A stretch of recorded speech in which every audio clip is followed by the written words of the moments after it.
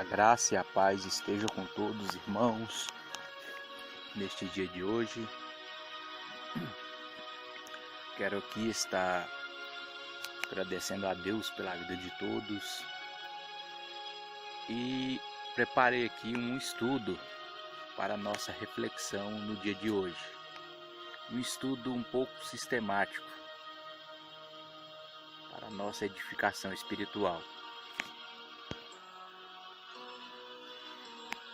Eu quero que os irmãos meditem comigo na primeira carta de Paulo aos Coríntios, capítulo 15, verso 56, que diz: o aguilhão da morte é o pecado, e a força do pecado é a lei.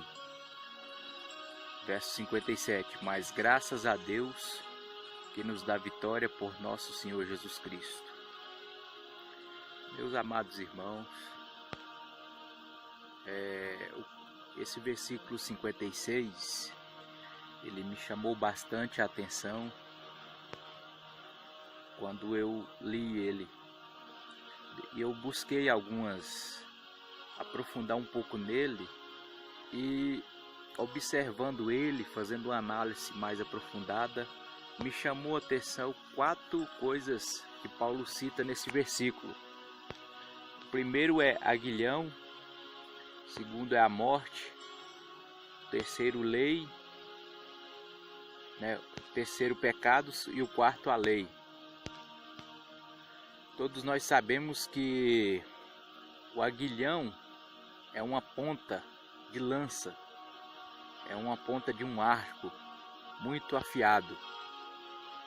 E a morte é uma interrupção definitiva da vida ou de um organismo. Pecado significa errar o alvo, sair da regra ou da lei. E a lei a qual Paulo se refere, dá para se entender que é a lei de Moisés, a lei a qual Deus entregou a Moisés ali no monte, para todo Israel e todo aquele que se converte ao judaísmo, segue a religião judaica, ou seja, os prosélitos, eles são obrigados a seguir a lei. Entenda que Paulo ele diz que o aguilhão da morte é o pecado. O aguilhão é uma espécie de ponta, ou seja, toda vez que essa ponta vai batendo, o pecado você erra, toda vez que você comete pecados, o aguilhão vem, vai perfurando. Imagine a análise minha, o aguilhão vem e vai espetando, aquela ponta vem e vai te espetando. Toda vez que você peca, vem ele novamente e te espeta, até perfurar e te matar, E aqui Paulo ele diz que a força do pecado é a lei. Vamos aprofundar um pouco mais nisso aqui, irmãos. A lei foi dada, a lei de Deus foi dada a Moisés. E a lei era tão rígida para se seguir que ninguém antes de Cristo ou depois dele conseguiu cumprir ela.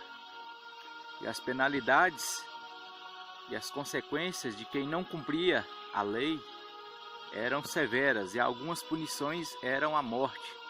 Devido a isso, entende-se que a lei forçava o povo ao pecado, porque ninguém dava conta de cumprir ela toda, pois se tratava nada mais nada menos que 613 artigos para se cumprirem todos. Deveria se cumprir todos e não deixar nenhum de se cumprir, porque era penalizado. Como eu disse, ninguém antes de Jesus e nem depois de Jesus conseguiu cumprir a lei. Ninguém conseguiu, irmãos. É por isso que Paulo diz em Romanos capítulo 3, verso 23, todos pecaram e destituídos estão da glória de Deus. Paulo ainda vai mais profundo, Romanos 5,17. Se pela ofensa de um só a morte veio a reinar por esse, muitos mais os que recebem a abundância. do que da graça, e o dom da justiça reinarão em vida por um só, Jesus Cristo.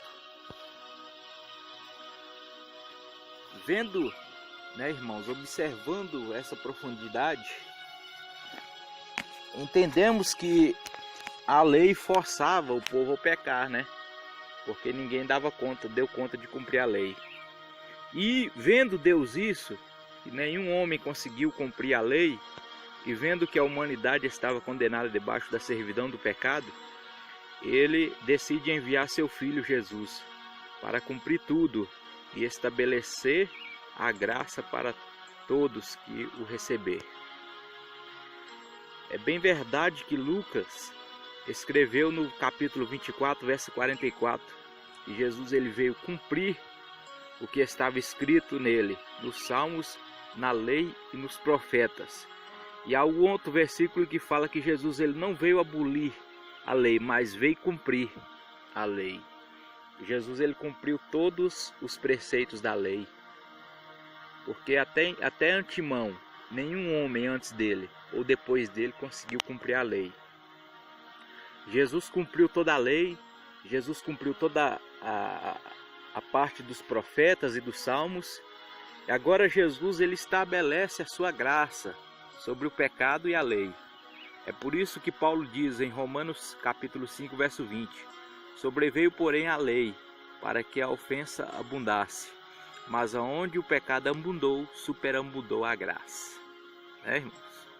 O pecado estava alastrado, havia abundado toda a face da terra, e principalmente ali em Israel, onde ninguém conseguiu cumprir a lei, e todos foram condenados, porque não cumpriu a lei. Entenda que todos no Antigo Testamento foram pelo pecado condenados ao inferno.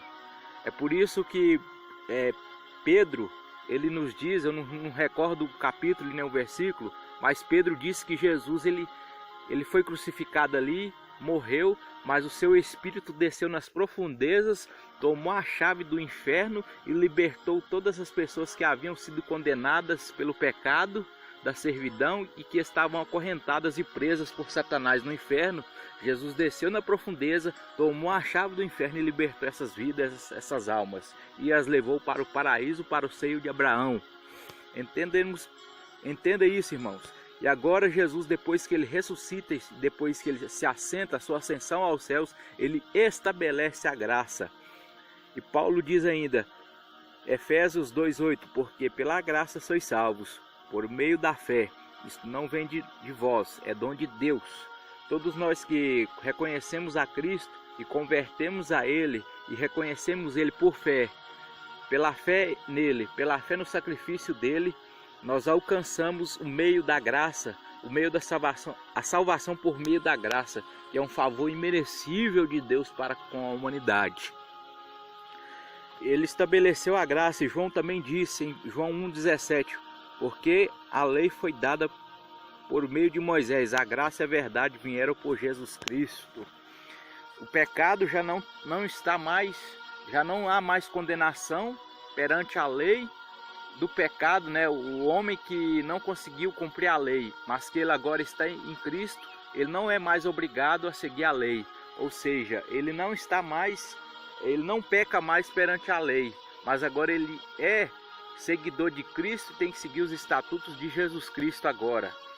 Porque Paulo também diz, agora quem está em Cristo não está mais debaixo do jugo do pesado, o jugo pesado da lei. Agora ela, ou a pessoa que se converte, ela é uma nova criatura. É por isso que Paulo em 2 Coríntios, capítulo 5, verso 17 diz, pelo que se alguém está em Cristo, nova criatura é. As coisas velhas já passaram. Ou seja, a lei já passou. O pecado, a condenação já passou. Eis que tudo se faz novo. Mas todas as coisas provêm de Deus, que nos reconciliou consigo mesmo por Cristo e nos confiou o ministério da reconciliação. Ou seja, o homem que pecava perante a lei, ele não tinha reconciliação com Deus. Mas a partir de Jesus Cristo, ele passou a ser reconciliado com Deus por meio de Jesus Cristo, porque ele pagou o preço por nós, cumpriu a lei, cumpriu nos salmos, cumpriu nos profetas, venceu o pecado, venceu a morte, e nós que estamos em Cristo, nova criatura é. O velho homem ficou para trás, o pecado ficou para trás, a condenação ficou para trás. Entendeu, meus amados irmãos? E a Bíblia vem nos dizendo isso.